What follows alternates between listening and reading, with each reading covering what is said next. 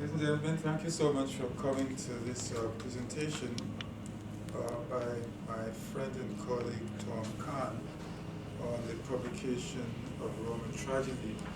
Tom has given several Brownback talks. This is probably his third or fourth, but this is the first time I have the pleasure of introducing him as an associate professor with tenure.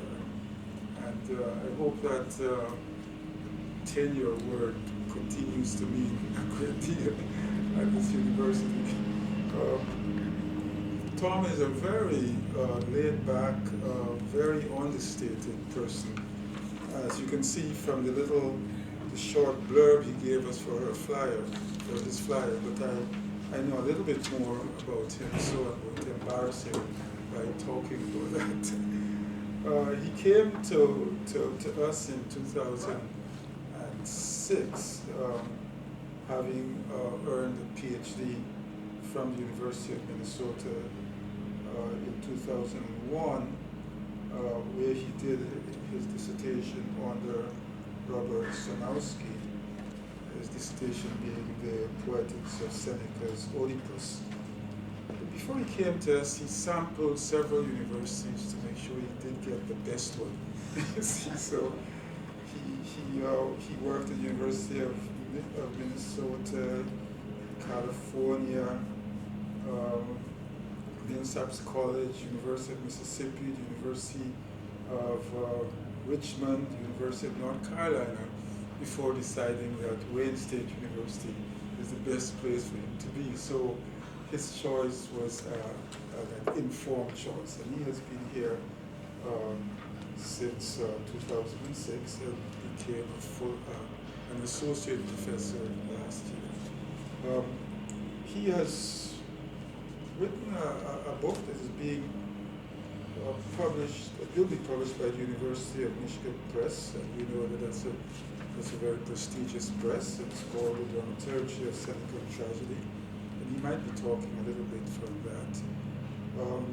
He has already written 8 very important articles and published in important journals such as Classical Quarterly, the Greek, Roman, and Byzantine Studies, and Verus, so that he is well published. He has written several book reviews. He has read at least 18 papers from distinguished conferences, and has been teaching in the CMLLC department, where he's teaching ancient theater, performance criticism, and mythology. And I want to tell you how grateful I am to Tom for his friendship of the Humanities Center. As I said, this is about his 3rd or 4th Brownback talk, but he also served as, and served with distinction, as a member of our advisory board from 2007 to 2009, and he was a resident scholar in our facility there for 1 year or 2 years. 1 year, where he stayed in his office, worked very hard, and I think was able to do the work on the book. No, it's actually an article. So he is a friend of the center, and I'm absolutely delighted that although he is now a tenured associate professor, busy, he has taken time from his enormously busy schedule to come to talk to us today on the publication of Roman Tragedy. So please welcome to the podium with applause, Professor Thomas Kohn. Stand up so everyone can see me. Thank you very much, Walter. Yeah, I think this is my 3rd Brownback talk. The last time I gave one, you were on sabbatical, and even though Alfred Cobbs did a admirable job filling in, he was not you, and I missed your presence. But I also wanted to let you know. Looking at me, so the article that I wrote, or that I started working on when I was a fellow here, I got the proofs for a couple months ago, so it should be coming out soon. So again, thank you. The Humanities Center, those of you who don't know, I think you all do, is a wonderful place, and I think it has been a better friend to me than I have to it lately, but still, I appreciate that, and thank you all for coming. The work that I'm going to talk about today is a chapter that I was asked about, I think, a year ago to write for the forthcoming companion, the Brill companion to Roman tragedy. And I don't know about other fields, but in classics, the companion or the guide has become a very popular genre of publication. It's sort of halfway between a new scholarly work and an encyclopedia, and sometimes they contain reprints of important articles. Sometimes it's simply encyclopedia entries. But for this one, the editor wanted to make or to present not only what is known, but give some thoughts about where future scholarship might be going. And when I asked him to clarify and said, should I write about what we already know or something else? And he said, well, the reason that we already know things is because we already know them, so talk about other stuff. So I took advantage of that to delve into a question that I had had for a long time, just had not had the time to look into it, and that is the publication or maybe the circulation of Roman tragedy and how these works were gotten to the public. So I'll go ahead and just kind of read and then interrupt as the spirit moves me. So to begin, great uncertainty surrounds the Roman tragedies of Seneca. All that can be said for sure is that the plays exist and that they have come down to us more or less intact. And the more or less is, besides the occasional gap, one of the plays, The Phoenician Women, is clearly unfinished. It comes down to us with just chunks of 3 or maybe 4 of the acts, no transitions, no choral passages, but all the other ones are complete, more or less. There are 10 dramas in the corpus. It is generally accepted that 8 of them were composed by the same person, while the other 2, the Octavia and the Hercules on Mount Oita, although clearly influenced by the Senecan plays, were written each by a different author. All of them except the Octavia, which is a historical drama about the death of Nero's wife, Octavia. Except for that, all of them are based on stories from Greek mythology, and of those, only the Thyestes does not have or we do not have an extant Greek tragedy that tells the same story. The plays do follow the Athenian conventions of having episodes of monologue and dialogue and what I've chosen to call trialogue, where you've got 3 people talking at once, mainly spoken in iambic trimeter, and as I said, except for the Phoenician Women, divided into acts by choral passages that are sung in a variety of meters. Intertextual allusions to the work of Virgil, Horace, and Ovid give us a starting date where the plays can be dated to, and there are commonalities between the Mad Hercules and another work that's from the Neronian or from the Claudian period. So that gives a specific date for that drama. There's also a line from the Agamemnon that is preserved as graffiti in Pompeii. And then there's a line from the Medea that Quintilian cites at the end of the 1st century of the Common Era. And so that gives us an end date for when the plays can be dated. One branch of the manuscript tradition attributes these plays to Lucius Annaeus Seneca, and the other credits Marcus Lucius Annaeus Seneca, who we have no idea who that might be. But given what we do know about the Annaeus family, modern scholars for about the last 150 years have assumed that the playwright is the well-known Stoic philosopher and tutor/advisor to Nero. I'm not particularly happy with that identification, and I wrote about this in another article, but in general, we know an awful lot about the life of Seneca the philosopher, and not only from his own writings, but from historians, and nobody mentions the tragedies. And that just, seems odd to me. There are places where they could come up. And other issues involved as well, but again, just for brevity's sake, most modern scholars take for granted that the philosopher wrote the plays and wonder why such a prominent political and intellectual figure might have written tragedies, and assuming that there's some kind of philosophical or political agenda behind them.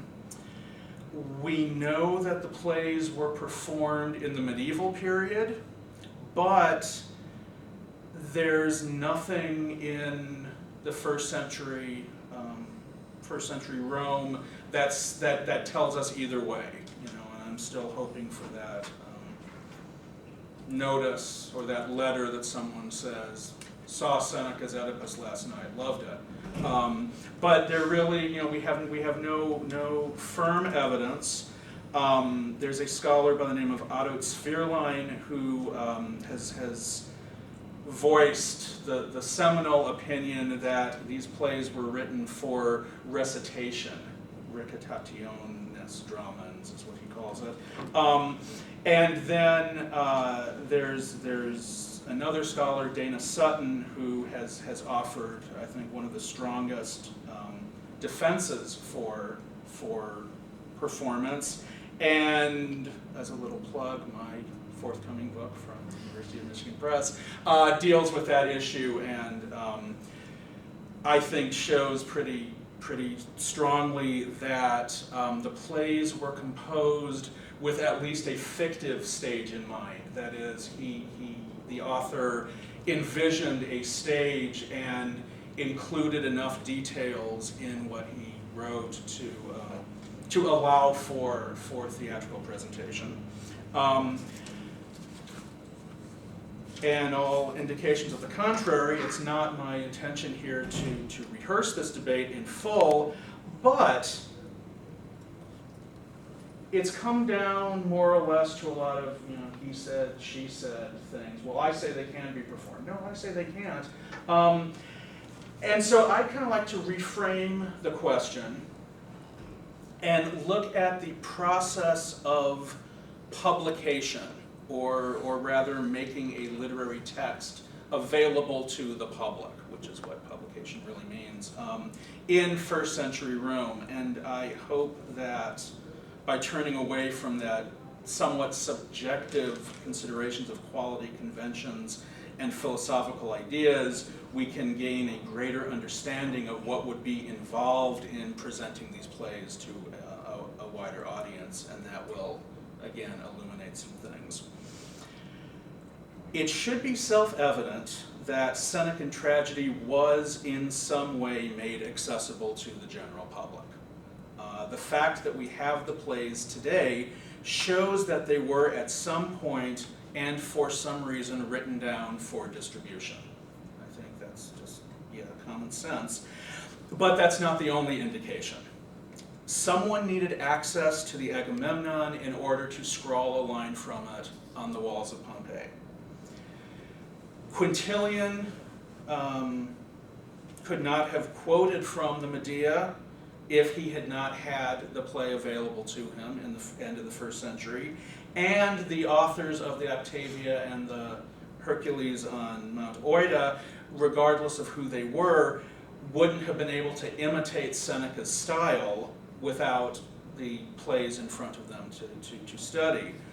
So from that we can tell, I think, that the tragedies were not hidden away someplace or reserved for a private circle of the playwright's friends. And part of that, I think, is coming from the graffiti, because, you know, I don't think we want to imagine that the upper class friends of the playwright would have then run down to the city and written on the wall. It's also, interestingly, very low on the wall, and I'm not completely sure what that means, but again, somebody crouched down to write it, so that's an interesting fact as well. And while there is a lot of scholarly debate concerning how widespread literacy was in Rome and what literacy means, for that matter, again, I think it's pretty clear that the plays must have been made available to the general reading public. Even though these are the only Roman tragedies to survive to the present day intact, there are fragments from other authors, but these are the only complete ones. They were not the only dramas that we know were published. Quintilian, who I keep mentioning, is writing at the end of the 1st century of the Common Era and is presenting a list of works that the aspiring young orator should read, and it's a rather extensive one. When he makes these recommendations, though, he says specifically you should read the plays of Accius and Pacuvius and Varius's Thyestes and Ovid's Medea. So that tells us that even though those last two works, the Thyestes and the Medea, have vanished along the corridors of time, and we only have fragments of the other two, at the end of the 1st century, they must have been available, or else Quintilian's students could not have gone to look at them. We know little of how plays from the 2nd century would have been preserved, though we do know that the comedies of Terence, which we have today, survived at least in part because they were used as school texts. But still, that doesn't tell us how they were preserved as school texts. And when discussing the comedies of Plautus, R.J. Tarrant posits that, quote, "The problems of the tradition are perhaps best accounted for on the hypothesis that after Plautus's death, his plays did not circulate immediately in stable published forms, but were often performed in theaters instead, undergoing the usual changes introduced by producers and actors," unquote. So clearly, how, when, and by whom a text is made available to the public are very important considerations. If there's some kind of definitive author's version, or it gets corrupted by staging or corrupted by copying, etc. The Juvenilia, the young works of Julius Caesar, Augustus, and Pliny the Younger, give us examples of early dabbling by aristocratic youths in drama, and may also provide us some clues with how the Thyestes and the Medea were preserved. Pliny does not relate exactly what happened to the unknown Greek play he composed when he was 14 years old. He says only, it was called a tragedy. So, talking about the quality, really, but nothing else. The historian Suetonius reports that Augustus began an Ajax, with which he was not satisfied, and so he destroyed it, telling his friends that his Ajax had fallen upon his eraser, which a joke, since Ajax actually dies by falling upon his sword, so it's funny. These plays by Pliny and Augustus were not meant to be seen or heard by anyone, but neither of the authors, Pliny or Augustus, apparently minded if people knew that the dramas existed. They both talk about it or allow them to be talked about. But the authors made them disappear because, as I said, they didn't want anything other than the names. Suetonius also mentions various works composed by the divine Julius, as he calls him, when he was a young man, including one tragedy, an Oedipus. And the historian goes on to say that Augustus instructed his librarian to remove his adopted father's juvenilia from circulation. And he uses the word libellus, which literally means little books, to describe those.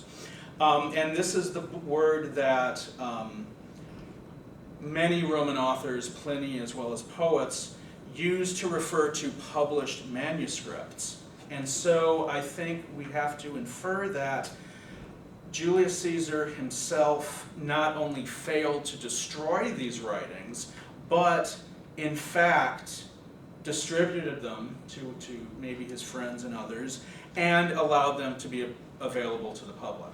So they were out there until Augustus said, well, yeah, it is only through the efforts of Augustus that they went out of print. I should rely more on what I've written. It's actually kind of good. But regardless, it took either malign neglect or purposeful action on the part of the author or his heirs to keep these dramas from circulation or to remove them once they had gotten out. Since the plays of Varius and Ovid were available to Quintilian, we can assume that these poets either wanted their dramas to be accessible to the public or at least did not object to their widespread release.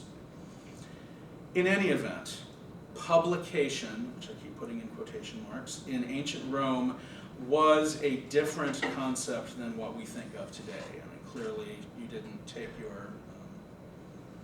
your text down to the University of Rome press and say, here, would you show this around and put this out? In a typically tantalizing passage, Pliny says that he had been encouraged to collect and publish his letters, but as there were neither academic presses nor commercial publishers, let alone printing presses, what exactly is he talking about? The letters of Pliny, as well as those of Cicero, contain numerous references to publication, but little concrete information. They do, however, have some things to say about the process leading up to it, and calling it a process might be a misnomer, since the steps that I'm about to describe could actually, and did, occur in different orders. They could be repeated. They didn't all have to happen. But there are typical types of activities that went to preparing a piece for widespread release. The author would spend some time writing, editing, and revising a particular work. He would then send it around to various friends whose taste and judgment he trusts, and then revise again according to their comments. He might also invite a close circle of friends, some of whom maybe and probably did serve as earlier readers, to a recitation or recitatio in the Latin, at which the piece would be read aloud either by the author himself, and we have evidence of that, or by a professional reader, and we have that too. Pliny makes it clear that these affairs should be small and disdains recitationes that take place in front of a large general audience.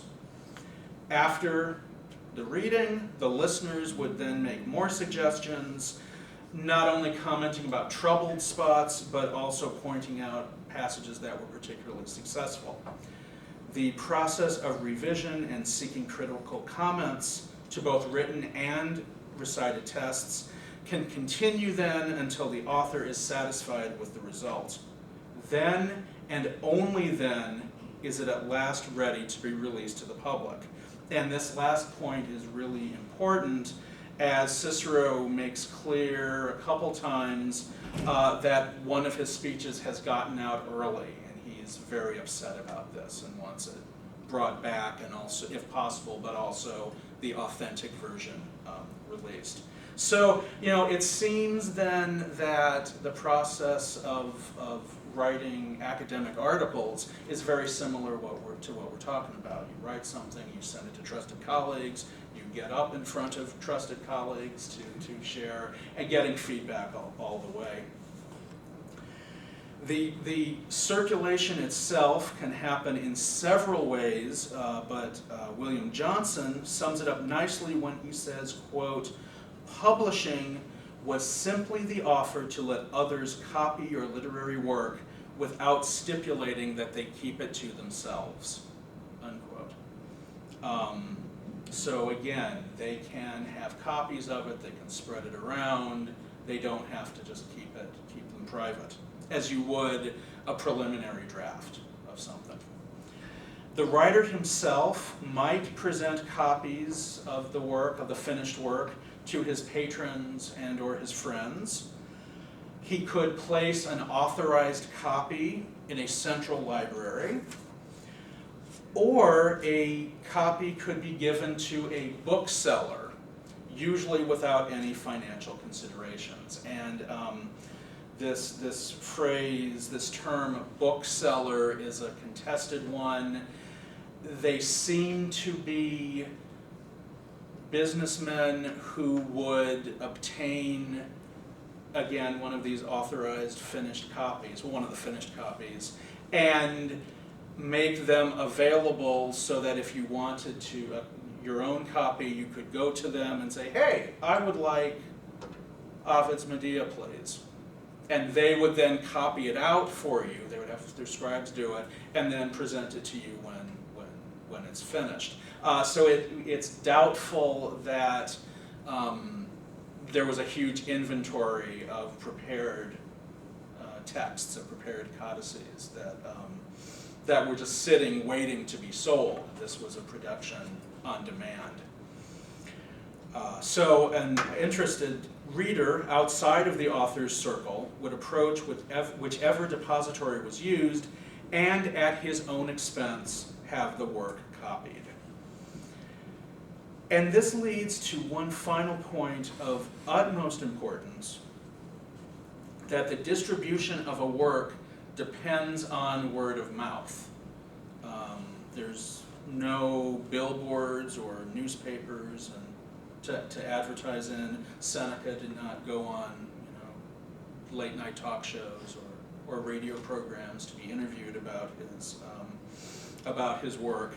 A potential reader would know about a particular text only if a friend of the author or someone who attended the recitatio at which the piece was read, which often would be the same thing, told another friend who told yet another friend, and so on and so on.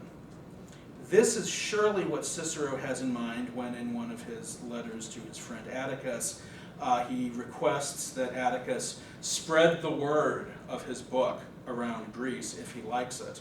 And undoubtedly this would also be the intended effect of Quintilian's lengthy list of recommended reading for the budding orator. The author has little control over his work once it is released, as well as little economic interest in how widespread it becomes. There does seem to be possibly some thought that the booksellers might give you, an honorarium or something for receiving the text, the manuscript, but really, there's no royalty types of things. Such information about how widespread the work is would really only appeal to the author's vanity, not his purse. His only function in the process would be to prepare an authoritative text and then allow it to be released. That's what the poet does. If we turn to plays in general, Pliny does list tragedy along with oratory and poetry as the varieties of genres currently being tested and tried out at recitationes. And although he says it does happen Pliny recognizes that the recitatio is not the ideal means of presentation for comedy, or for tragedy, I'm sorry, which he says is really meant for not an auditorium, but a stage and actors. There's also the interesting case of Curiatius Maternus, who is one of the characters in Tacitus's Dialogus de Oratoribus, which is a debate, possibly fictional, concerning the state of oratory between the leading orators of the day, which Tacitus claims he observed in his youth. So when he was a young man, he saw these great figures arguing amongst each other. Two of the characters pay a visit on their friend Maternus, the playwright, who the previous day had given a reading of his tragedy, Cato. This tragedy had caused much offense and was being talked about all over the city. The friends find the playwright consulting the same book from which he had recited yesterday. And it's interesting, the use of book here, liber. As I mentioned, Pliny and others usually use libellus to refer to a published book, though he does sometimes use liber itself, but in other places, liber seems to be a work in progress, and I think that must be what Tacitus is talking about, the not quite finished script for the play. One of the gentlemen then asks Maternus if he intends to edit the play carefully before sending it out into the world. Maternus replies that yet he will change very little for subsequent readings, and indeed that the play will be that the audience members will recognize what they had already heard. So the implication is clear here. This friend, being a trusted ally and critic, was at the previous recitatio and will understand, will recognize what it is that he hears at subsequent readings. Maternus goes on to say that he plans to present an equally offensive Thyestes at a subsequent reading, and that he is hastening to make the Cato ready for public display. He uses the word editio, which might refer to publishing Cato as a book in manuscript form, but it also can mean an exhibition or the putting on of a show. And so I think that he's referring again to the script of a play that will be mounted, not a published book. But what this does also tell us is that the recitation was not the ultimate delivery mode for the Cato. Something else was going to happen to it, and that the word of mouth generated by these readings will almost guarantee widespread distribution. That again, either lots of people will want to come and see the play performed, or will want to obtain copies of it. And so, finally, what light does all this discussion of publication shine upon the tragedies of Seneca? The reason we started this whole business in the first place. First of all, since the plays are found in such disparate venues as the writings of Quintilian and the walls of Pompeii, not to mention that we have them today, we can assume, as I think I implied before, that they were indeed published. They were indeed released to the public. This would suggest that they went through a process of revision and editing, such as Cicero and Pliny describe.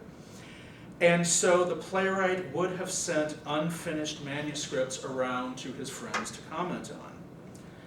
All or sections of the dramas would have been presented at recitationes, but only as another method of eliciting critical feedback. So going back to the scholar in Sphereline, who thinks that recitation was all these were for, I think this argues pretty strongly, no, that's not what an author would have had in mind.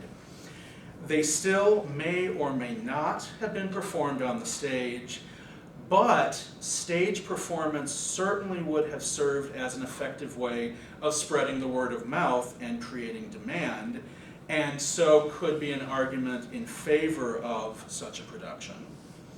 Ultimately, the author would have placed these plays in a library, public or private, or given them to a bookseller with the permission for them to be copied. And finally, Seneca, the tragedian, would have encouraged or at least allowed his friends to tell others about the tragedies. So he's not keeping these private. Considered in this light, the present condition of the Phoenician women, this fragmentary play is problematic. There would seem to be two possibilities that I can think of. First, that it was left unfinished by the author, and the second, that only portions of them were copied out. Now, if they're unfinished, if it's unfinished, why would the playwright allow the play to be released in this form? Could this be an indication maybe that Seneca died before the play could be finished? And so after his death, his friends or relatives published the thing? If it's only portions of it that was copied out, again, why? We don't see this really anywhere else. And why were all the choral passages left out? We do have from earlier periods, and especially for the plays of Euripides, we have so-called prompt scripts, that is, or sides, which contain only certain speeches that would be performed by certain actors. So an actor would have just his own speeches, and then maybe the cues, so one or two lines before and after. So possibly is that what we're looking at with the Phoenician women? And so was this another indication maybe that these plays actually were performed in antiquity? There are further implications that while the plays like those of Maternus might have carried intentional political or philosophical meanings, the playwright not only would have minded if those meanings were detected by the general reading public, but also would not have been overly concerned if multiple interpretations were to arise. Again, if we're going with the concept that these are philosophical tracts, possibly intended to show the emperor a lesson, to teach him something, that these things wouldn't have necessarily been preserved. That might have been more of a private kind of matter. The concept of publication also raises even more questions, I think, about the lack of mention of the plays by the philosopher Seneca and the historians who write about him. If the philosopher willingly allowed his plays to be copied and dispersed, we again should expect some mention of it. He talks about how awful the theater is and how it stirs up the wrong kinds of emotions. Surely he then would have said, as opposed to my plays, which don't, or even such as those awful plays that I wrote when I was a kid. There were ways they could have come up. And, why don't the historians talk about them? Again, they talk about a lot of things from his life, not to mention the fact that Seneca's enemies complained, among other things, and attacked him for this ability he apparently had to make up poetry extemporaneously. If they go into that and attack him for that, well, what about writing these tragedies? That can't be a good thing either. So that, again, raises questions for me. In contrast, as we saw before, Augustus suppressed his own early attempt at composing dramas, along with those of his adopted father, and yet Suetonius recorded their existence for posterity. The nature of the publication process in the first and second century Rome then can be seen to provide further evidence, I think, against the usual ascription of these plays to Nero's tutor and advisor. In the end, however, we may have raised more questions, or at least different ones, than we have answered. But it's important, I think, for modern readers of Roman tragedy, and really all ancient literature, to keep in mind that publication meant something very different in antiquity. And that the efforts an author would have taken in making his work accessible to the public needs to be considered no less than any other philological concern. And there I will stop. So.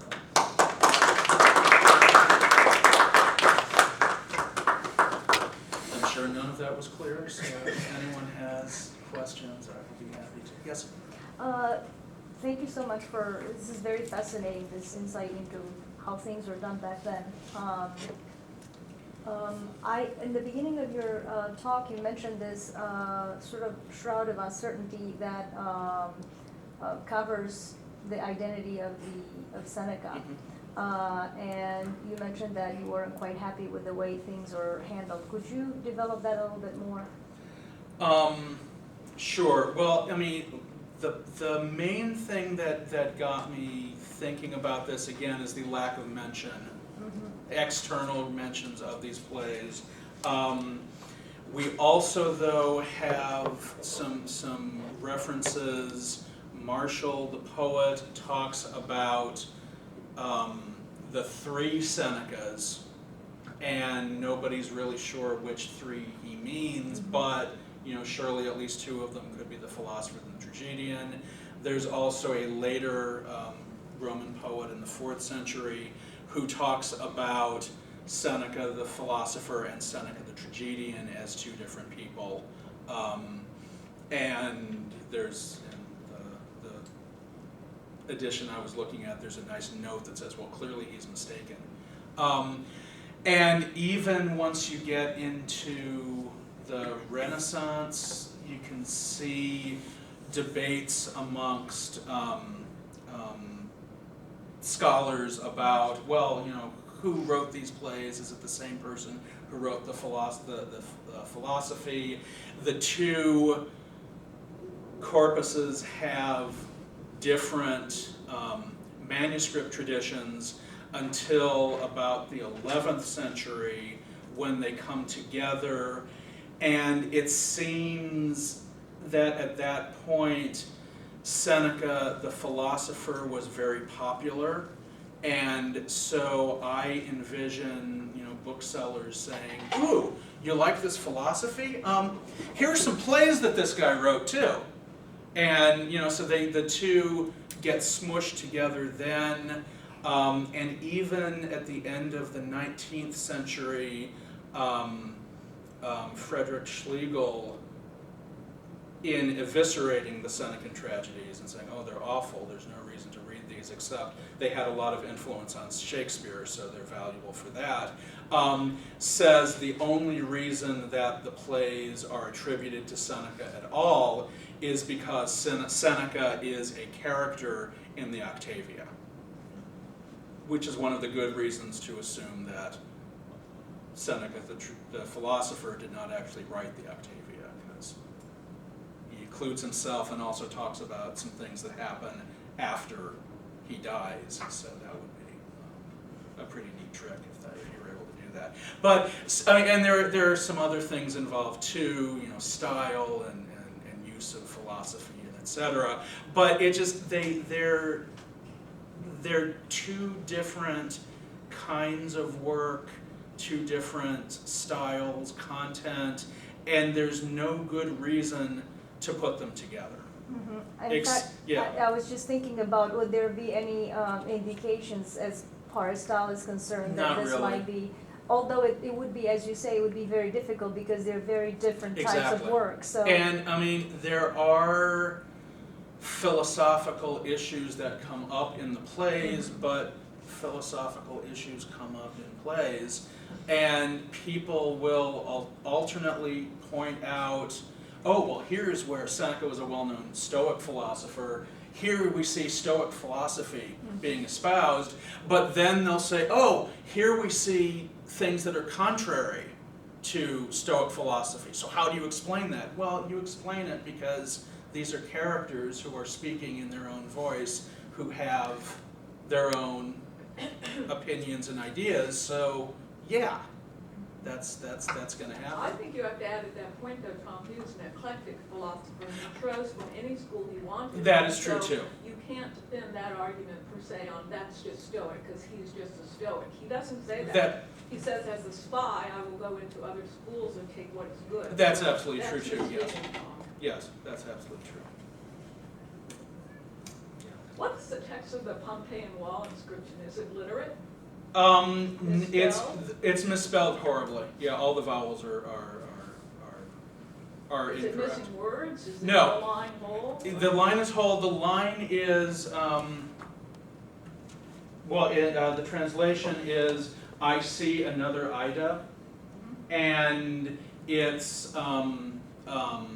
Cassandra is saying, yeah, that by seeing the palace of Agamemnon, she sees more slaughter happening. So yeah, I mean, it's misspelled, it's low down, as I said, and there also are, I need to see a better image of it, because all I've seen is the transcription. More lines? Well, there are like some half triangles that kind of look like mountains. Right. Oh, a picture. Yeah, maybe. Yeah, I got it. And then there's also a horribly mutilated line above it that some scholars think is actually a miswritten, another line from the Agamemnon. Right. But the thing is too that, I mean, that doesn't strike me as the, to be or not to be of this play. This doesn't seem to be a line that they'd be repeating the next day at the water cooler. It just it's something that, why that line is a question, but again, yeah, it's misspelled, and which implies to me hearing Right. rather than reading, and it's not something that you imagine an aristocrat is gonna. Oh, it could be some inside joke for something that happened. Right. You don't know. Yeah, Do you know what the function of the particular building or room is? I do not. I'm being particularly unsuccessful in finding out. Right. Well, they may not know Yeah. anyway. Yeah, in finding out other information about the wall. I've been trying for a while, but yeah. On this business of bookselling, or the business of bookselling, I mean, is it of any value to try and figure out, in terms of sheer mass, some correlation between public and private libraries and the sheer mass of stuff that must have existed? I would assume that private libraries are a great deal smaller than public libraries are, and at least public libraries I know aren't all that big in terms of how many volumes they can actually hold, Right. which doesn't seem to correlate to, all the stuff, the fragments of Greek historians that somebody had copies of somewhere, all this stuff lying around, which means it must have been in some ways very selective in terms of what one had in one's library, and I'm assuming you're a private library. Yeah, probably. Well, because it was, I mean, you have the option either that, right, the author gives it to you, or you go out at your own expense. Right, so get one. do people actually, would it be the practice that you would try and have a large collection, or is a lot of their reading being done by circulating copies among friends, rather than that, anything you want, you go get? That's a good question. I don't know. I mean, I'm thinking about, is it Marshall who is responding to someone who has come to him to say, hey, can you give me a copy of your book? And he says, no, go copy your own. But clearly, that person wanted to have his own copy. Yeah, I'm not sure whether it's a matter of yeah, lots of people have their own small things and they just share them amongst themselves, is what you're suggesting, right? Right, I mean, take a great deal of extrapolation, because I don't even know how you would calculate how many, say, cities in Italy actually had libraries, public libraries. Right. And what could you expect out of the number of villas or townhouses in terms of their library resources to get some handle on what can we expect of the actual number of volumes that we're running around in antiquity? Yeah, I'm not sure.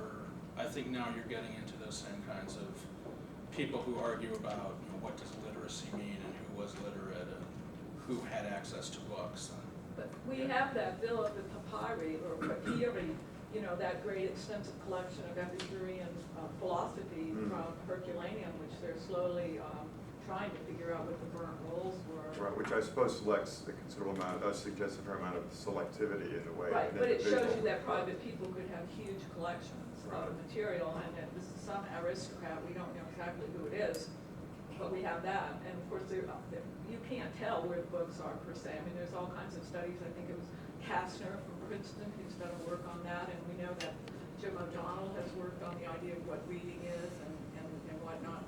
Brian, so to answer that, that's a really hard question. Even, you know, that old question of what, did they read aloud or did they read silently? You know, how to follow that. But with that big specialist library on the Bay of Naples suggests that kind of resource could have been in multiple places for the wealthy. yes. I'm curious, because I'm thinking as you're talking about like during the Russian Soviet period, where people used to gather around with forbidden books that were not officially published, and they would all gather together, and samizdat, I think they called them. Is it sort of like a small literary circles getting together and discussing these books that were in the intellectual classes, and who got to circulate with who was because where you were and where you lived?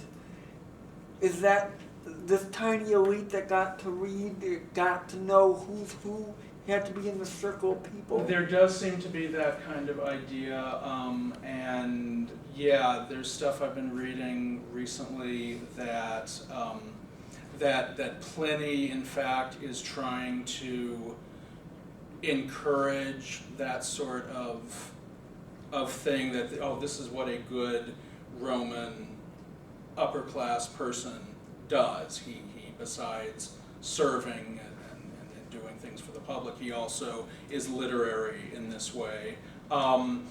So yeah, I mean, I think you are talking about, yeah, these smaller circles. Though what I think I'm more interested in is what happens when they decide to open up the circles. But yeah, I think initially that is I think the kind of thing that we're looking at. Because I think, I mean, if say the works of Solzhenitsyn, I mean, he was circulating these things because they were banned, but how would he know that the Solzhenitsyn samizdat was circulated around the same? Were they really his, or they were somebody else's, or were there excerpts taken, or? Well, and though there does seem to be some sort of care taken to not let things get released too soon. So again, in the cases of these two speeches by Cicero, or these two instances of Cicero saying, hey, get these back, they're not done yet. We also have instances where there are alternate readings of texts and evidence that Cicero talks about a specific speech that we have that is different from what he's talking about. And so, and I can't remember which article this was, but was suggesting that, in fact, the speech had been released and then he revised it, and so he's actually talking about a second edition where, you know, this other word was substituted in there because it was the patron's favorite word or something. You know, there was a term in there. So yeah, I mean, I think trust is the key here, that you trust that your friends will talk you up, but not release something before it's okay. And I think that if we look at possibly what Maecenas through Augustus is doing, that they are creating this type of circle where people can trust each other. So I think that kind of thing, yes, is happening. I think. Well, cool. Thank you all very, very much. Right? Just you two, Tom. You know each other? Oh, yeah, okay. We cause each other enough trouble. Yes. Let me introduce you to my colleague. You might have served on the board at the same time. Yes, yes. He's come all the way from communication.